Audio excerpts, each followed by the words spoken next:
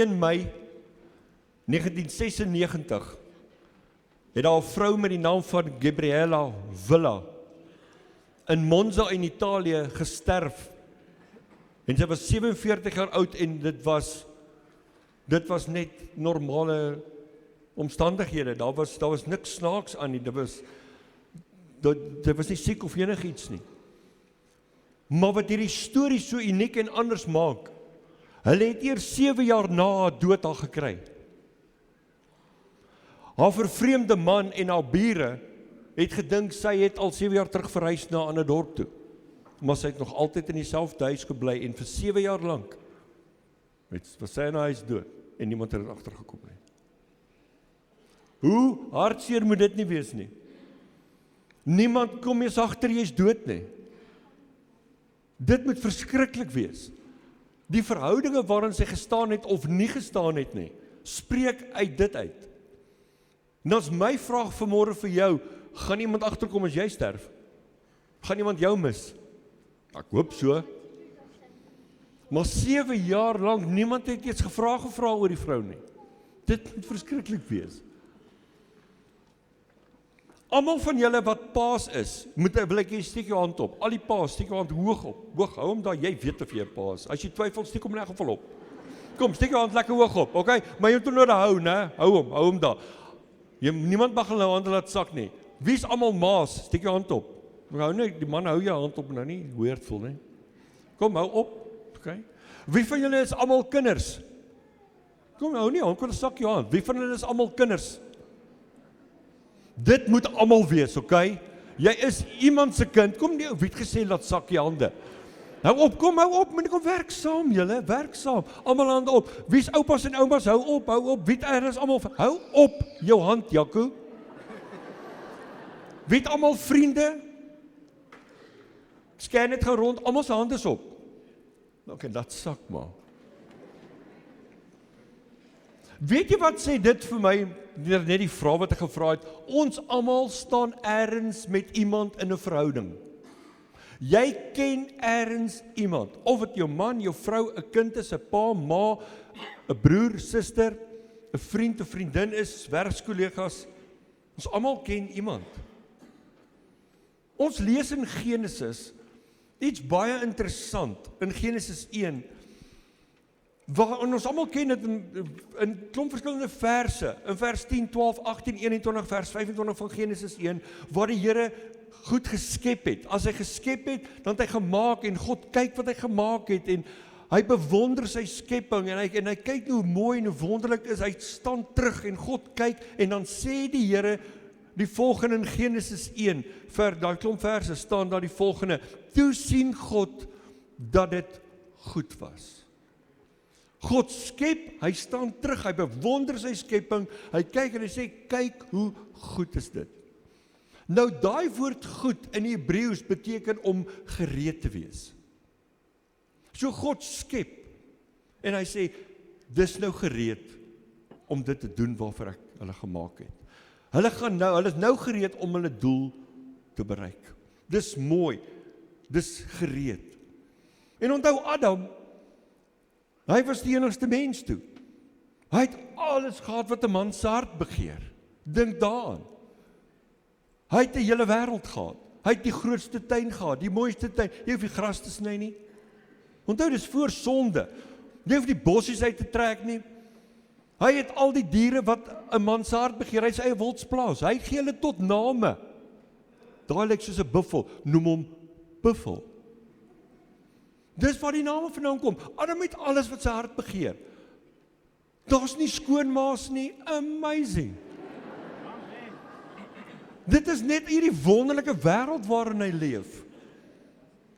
Hy het alles wat 'n man se hart kan begeer. Maar tog kom die Here na hierdie klomp goed geskep het.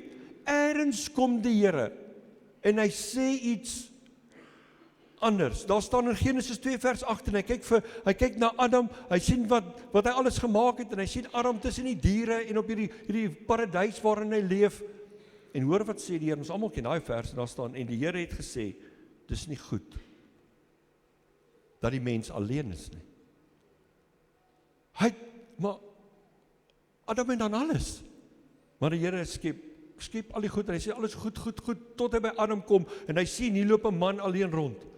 En dan sê by hierdie diere, en dan sê by daai diere, en dan swem hy hier, en dan loop hy hier, en hy sien, hierdie man gaan van sy kop afraak.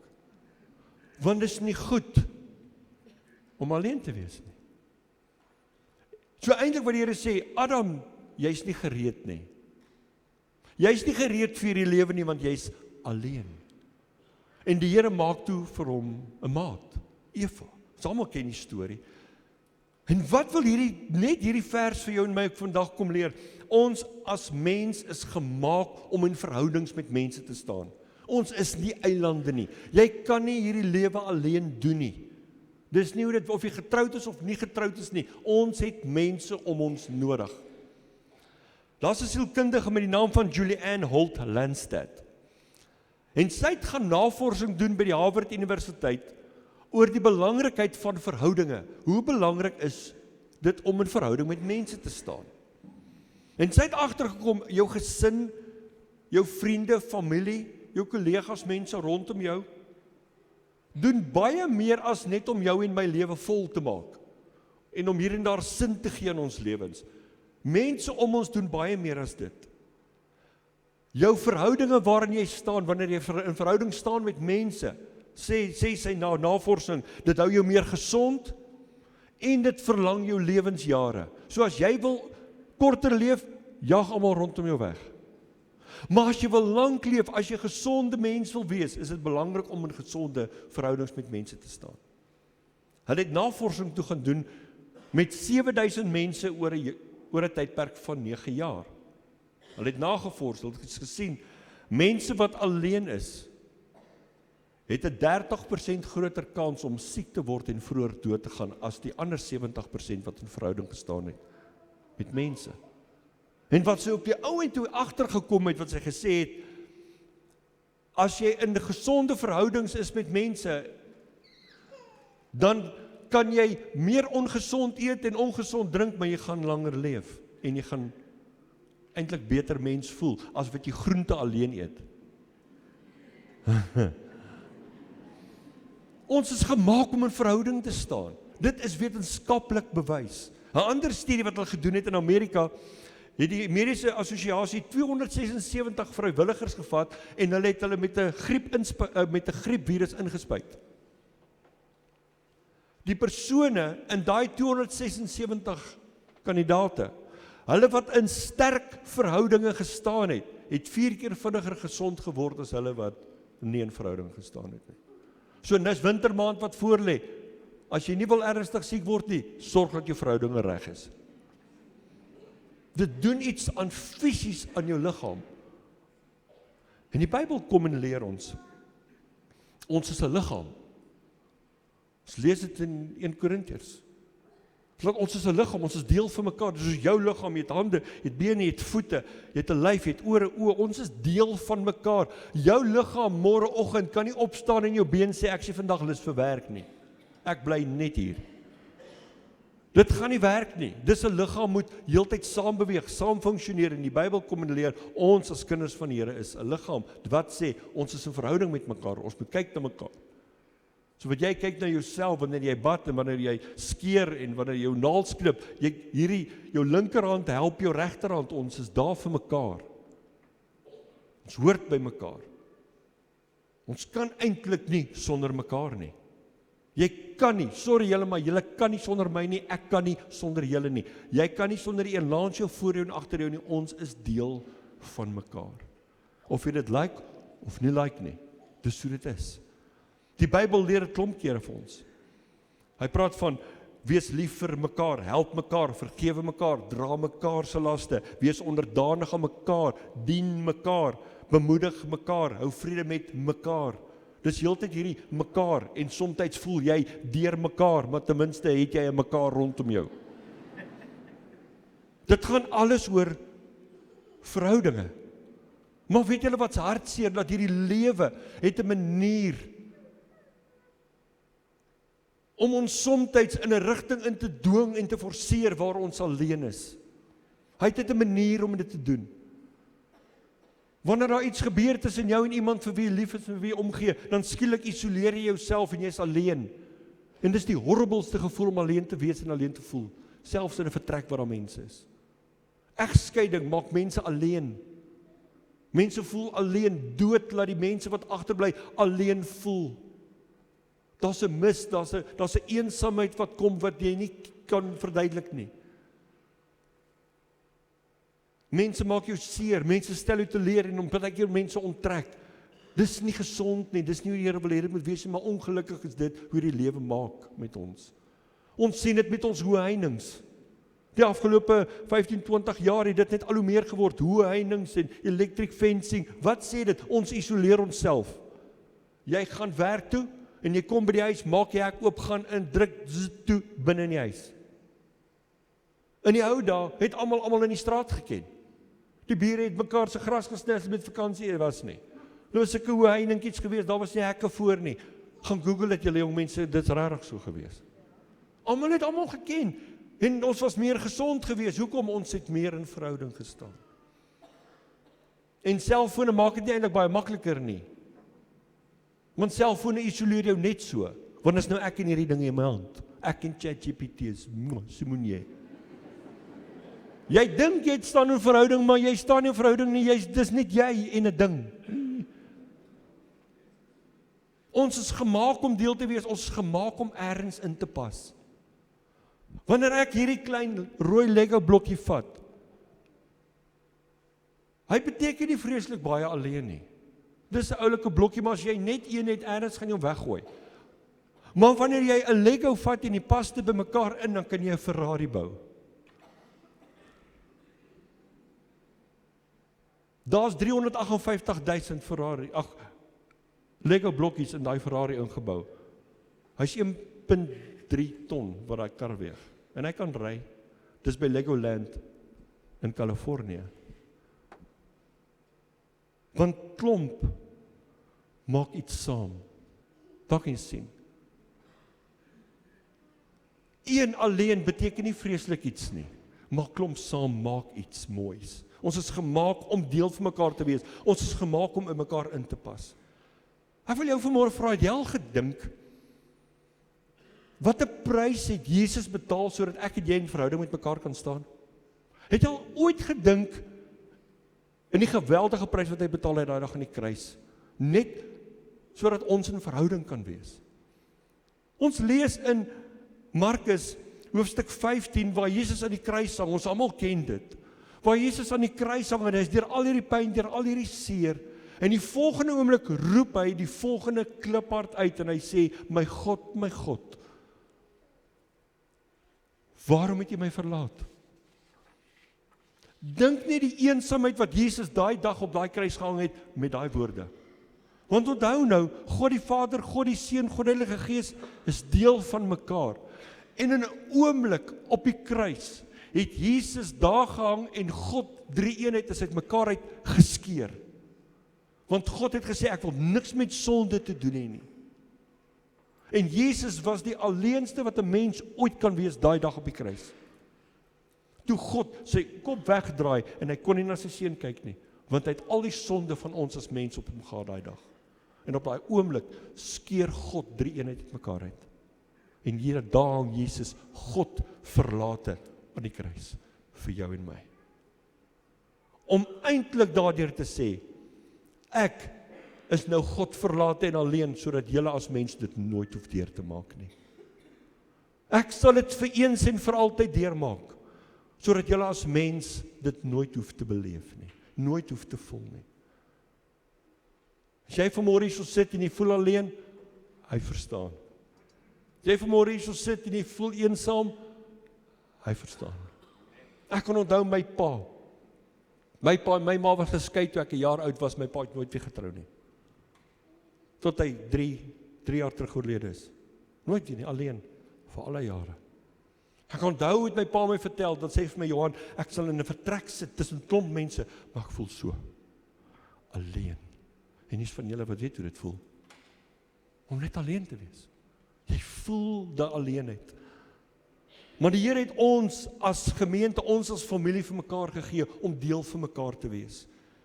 Ons kan in verhouding staan, ons kan vir mekaar lief wees, vir mekaar omgee. We can do life together. Dis hoekom dit so belangrik is wanneer mense Sondag hier kom, dat hulle tuis en welkom sal voel. Want jy weet nie van die ou wat daar instap, daai vrou wat daar instap, hulle gesels en kuier en smile, is altyd al vol smiles en, maar hulle sit hier in die diens, maar hulle sit alleen.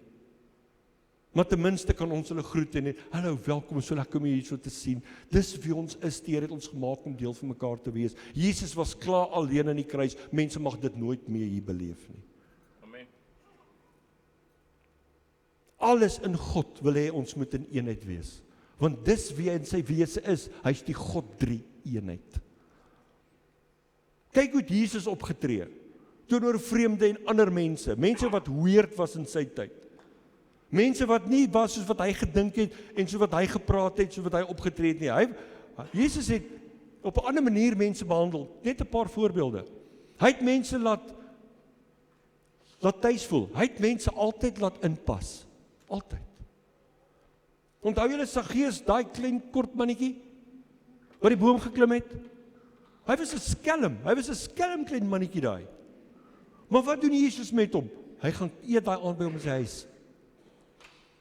Terwyl Matteus, een van Jesus se volgelinge, hy het vir SARS gewerk, net dit maak jou kwaad. Hy was 'n tollenaar. Wat doen Jesus met hom? Hy roep hom en sê, volg my. Kom, wees deel van my. Die besetene van Gadara, daai ou met hom duiwels gehad het, wat doen Jesus? Hy maak hom vry. Hy spandeer tyd met hom. Onthou jy daai slegte vrou, die vrou wat in oorspel betrap is, hulle het haar uitgevang. Wat doen Jesus? Hy kniel reg voor haar. Hy gaan kniel. En hy kyk haar aan haar oë en hy skryf op die grond. En hy kom af na haar vlak toe. En hy kyk haar aan en sê, ek gee jou genade. Ek maak jou vandag vry. Al gaan almal jou wil judge en jy wil doodgooi met klippe. Nee, ek nie. Ek gee genade. Dis wie Jesus is. Die vrou wat aan bloedvloeiing gelei het, wat hulle weg, almal jaag haar weg, sy mag nie naby kom nie, sy is 'n onrein vrou. Jesus maak haar gesond. Jesus hanteer altyd mense met deernis en met liefde en met omgee en om deel te voel en mense te laat inpas. Hy doen dit altyd. Hy gee altyd so om. En as hy so omgee en so lief is vir mense wat ver is en wat eenkant is en wat vuil is en wat vol sonde is, as hy vreemdes so laat hanteer, as Jesus met vreemde mense hulle so mooi behandel, wat leer dit vir jou en my, hoe moet ons mense wat naby is behandel? Soveel meer met genade en liefde en aanvaarding. Ek wil vanmôre dit is 'n bietjie nader trek na jou lewe toe, in jou huis inklim vandag. Ek wil jou 'n vraag vra. Lyk jou gesin en my gesin? Lyk ons verhoudinge anders as die wêreld se? Of lyk ons net soos die wêreld?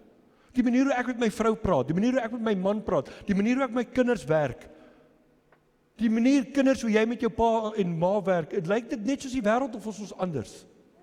Want as dit dieselfde lyk, is daar 'n probleem. Want Jesus het juis gekom om dit anders te doen. Behandel ons mekaar met respek en eerbied en liefde, of is ons maar net soos al die ander? Ek wil jou 'n baie persoonlike vraag vra vandag. Hoe belangrike rol speel Jesus in jou gesin, in jou huis elke dag? Kom, jy ken die antwoord. As jy nie weet wat jy antwoord, jy vra vanmiddag vir jou kinders. Hulle gaan baie eerlik wees met jou. Wat 'n rol speel Jesus in jou huis? Nie nou vanoggend by die kerkie, want ons is almal nice by die kerk. Vanmiddag is hulle in die kar klim, vanaand by die huis en vanaand se huiswerk nie gedoen is, die môreoggend as die klere nie netjies is nie. Is Jesus nog steeds daar? Gesels julle by die huis hierdie week ergens oor die Bybel? Bid julle as gesin saam? Ek praat nie vanmiddag vir die pizza nie. Ek praat van hierdie week, bid julle in die aande saam? Bid jy en jou kinders, en jy en jou man en jou vrou in die aande en die oggende saam? Ek wil nie net skuldig voel volgende, asseblief hoor my hart. Maar weet jy wat, ons gaan moet die Here meer en meer deel maak van ons verhoudinge. Anders te gaan dit nie werk nie. Ons moet dit op 'n ander manier doen. Dit moet anders lyk. Want gesonde gesinne maak 'n gesonde gemeente. En gesonde gemeentes maak 'n gesonde gemeenskap. En gesonde gemeenskappe maak 'n gesonde dorp en 'n land. Maar dit begin altyd by die gesin. Altyd. En weet jy wat, dis nie nodig om groot changes te maak nie. Dis nie nodig om hierdie groot veranderinge te bring in jou lewe nie. Iemand het eendag gesê, the difference between ordinary and extraordinary is just that little extra. Dis nie klein extra dingetjie wat jy moet bydoen. Dis nie groot goed nie. My droom is in my hart is en wat ek bid is die Here laat ons wil 'n gemeente wees. Ons wil die dinamika moet anders wees. Ons mense moet anders wees. Ons gesinne moet anders wees. Maar hoe kan ons as gesinne groei? Hoe kan ons as ouers groei? Hoe kan ons as kinders meer effektief wees by die huis? Hoe? En dit praat vanmôre ook met julle jong mense wat hier so is. Hoor wat sê Psalm 101 vers 3. Hoe gaan ons dit regkry? Dis maklik om te sê dis wat ons moet doen, maar jy's bietjie vinnig vir my, hoor. Hoe gaan ons dit regkry? Want ons kan praat daaroor, maar hoe gaan ons dit regkry? Hoor wat sê Psalm 101 vers 3. Hoe gaan ons dit doen? I am doing the very best I can, and I'm doing it at home where it counts. Ek gee my beste vir my werk. Ek gee my beste met my opleiding vir my werk. Ek's die beste swyser. Ek's die beste elektriesien. Ek's die beste bouer. Ek's die beste makelaar. Ek gee my alles daar. Wat van jou huis? Dis waar dit tel. Want weet jy wat, jy kan jou werk verloor en moet jy nog steeds terug gaan huis toe en dan? I'm doing the very best I can where it counts the most. Is by my huis. Ek weet julle klomp jong mense en ek het voorberei, ek gaan volgende met wie, ek weet hier's klomp van julle jong mense hier. Ek besef julle het dit nie altyd maklik by die skool nie. Ek besef dit, daar's druk, daar's vriende, die wêreld het druk, die hormone, die pysies, alles druk. Maar weet jy wat, liewe jong mens, jy kan ook nice wees, hoor. Ja, maar my pa's misluk, en jy? Wees jy ook net nice. Wees jy ook net bietjie vriendeliker. Moenie altyd so moody wees nie. Ons as ouers, ons huwelike kan altyd beter gaan. Altyd. As jy op 'n plek kom in jou lewe en jy voel my huwelik is, daar's hy. Dan's daar 'n probleem. Hy kan altyd beter wees. Daar's altyd plek vir groei. Vanoggend, ek het dit nie voorberei nie, maar ek dink daaraan vanoggend toe ek en Alta na kerk toe ry, ons net hier op in Frikkie Meyer. Ping! Julle ken mos daai geluid wat 'n kar maak. Dan is daar so 'n oranje liggie wat aankom. Dis die verskriklikste liggie die laaste tyd om te brand in jou kar. Amen. Ek en Alta kyk vir my so. Ek kyk vir dit. Petrol. Stop ons daar. By engine, maak toe die kar vol. Dis baie duur. Ek dink aan myself, ek wou eers toe daai liggie aangaan sê, in Jesus naam gaan af. Ek het daai kar amper bestraf. En ek dink, gaan wees vol. En ek kyk, hy's bly nog steeds oranje. En dan sê, hoe het dit gebeur? Ek het nou die dag die kar vol gemaak. Hoe sak jy net? Dis so. Hoe gaan daai klomp liggies, of die liggies is gefuse? Ek dink ek gaan hom net in vir Honda tweede week. Die liggies is gefuse, dis impossible dat daai ding kan leeg gaan. Want ek gooi in, nou en dan. Hoe word 'n kar leeg? Op 2 maniere. Geleidelik en dan skielik. Is dit nie so met ons verhoudinge ook nie? Hoe het dit gebeur dat dit nou my verhouding met my kinders is waar dit nou is? Hoe het dit gebeur dat ek en my vrou op die oomblik is waar ons is in ons huwelik? Hoe het dit gebeur? 2 maniere. Geleidelik en toe skielik. Jy het nie ingegooi nie. Dan gaan hy liggie aan. Jy kan hy liggie ignoreer soveel as wat jy wil. Jy kan Jesus se naam uitroep oor hy liggie soveel as wat jy wil. Hy gaan nie vol raak totdat jy petrol ingooi nie. Jy moet iets doen. Orison Sweet Martin het die volgende gesê: Don't wait for extraordinary opportunities. Seize common occasions and make them great. Moenie wag vir groot goed om te gebeur nie. Eers as ons met vakansie en verjaar gaan, dan sê ek my vrou, "Julle right." Seize common occasions and make them great. Wees net nice. Dien die Here. Roep sy naam uit oor jou lewe, oor jou gesin en mense om jou. En dit gaan gebeur as ons intentioneel begin gaan wees. En weet julle wat, ons het nie nodig om hierdie lewe te leef op ons eie krag nie. Ons het nie nodig nie. Hy het dit klaar vir ons gedoen. Sy liefde het dit vir ons moontlik gemaak. En dis waarvan nagmaal vandag praat. Pa, ma, sy liefde het dit klaar gedoen. Liewe kind, jong mens, jy is nie reg om hierdie lewe op jou eie te doen nie. Dis sy liefde het klaar gedoen. Al ons ander wat vanmôre is, hou op om hierdie lewe self te try uitfigure. Hy het dit klaar gedoen. Ons moet net inskakel by hom. Dis al wat ons moet doen. Don't wait for extraordinary opportunities. Seize common occasions and make them great. Want ons almal pas ergens in. Want ons is gemaak om in te pas. En die kruis het dit vir ons kom leer. Ek gaan vra die mense wat ons gaan help in die nagmaal asseblief vorentoe te kom.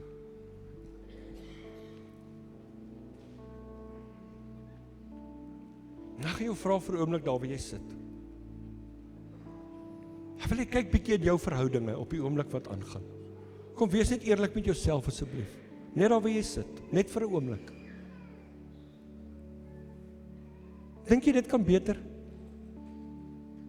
Jou verhouding met jouself, jou verhouding met die Here, jou verhouding met jou man, vrou, jou kinders, familie, werkskollegas, jou pelle. Dink jy dit kan beter gaan? Ek dink ons almal kan groei in dit. Sy liefde het dit klaar vir ons kom moontlik maak. Ons moet net inskakel by dit en hom eer met ons lewe. Dis waaroor dit gaan. En ons gaan vanmôre nagmaal gebruik en ek gaan jou vra, wanneer jy vanmôre hierdie nagmaal gebruik, jy gaan sien die broodjies wat jy elke week kry, dis nie mooi geknip nie, dis gebreek. Daar's 'n doel agter dit. Want Jesus is vir jou en my gebreek sodat ek en jy heel kan wees.